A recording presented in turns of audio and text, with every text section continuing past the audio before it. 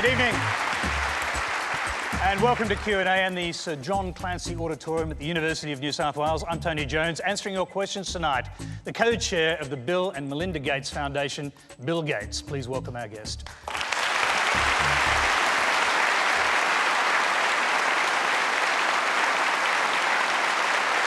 Thank you.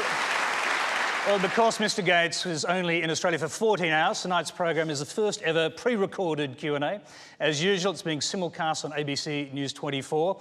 And though we won't be able to answer your Twitter questions, we would like to see your Twitter comments published on the screen. So please join the Twitter conversation now with the Quanda hashtag.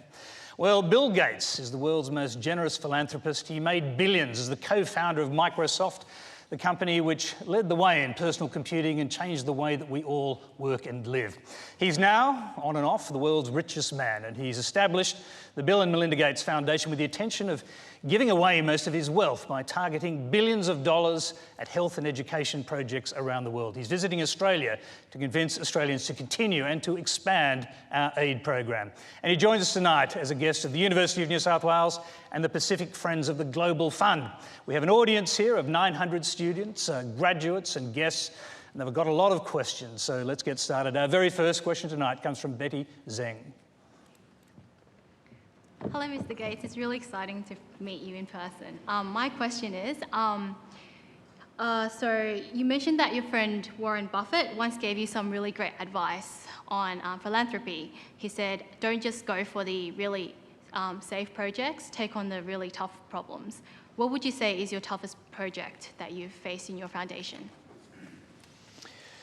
Yes, Warren is very clear that the role of philanthropy is to do very tough things. The easy things can be solved by government or others. And I'd say the most difficult thing we work on is improving the United States education system. You know, the idea of how do you measure teachers, how do you give them feedback, how do you help them develop, how do you make sure there's the right incentive system around that. Very little's been put into that, and yet if you could make the teachers significantly better, the impact on equality, the impact on where the country would go would be pretty phenomenal. So I'd say that's the toughest thing we work on, even tougher than inventing new vaccines. Yeah, what would be the most ambitious program then? Because getting rid of the polio vaccine by 2018 is a pretty huge task. Yeah, eradicating polio, I think we have very strong odds of succeeding on that. We're down to 3 countries.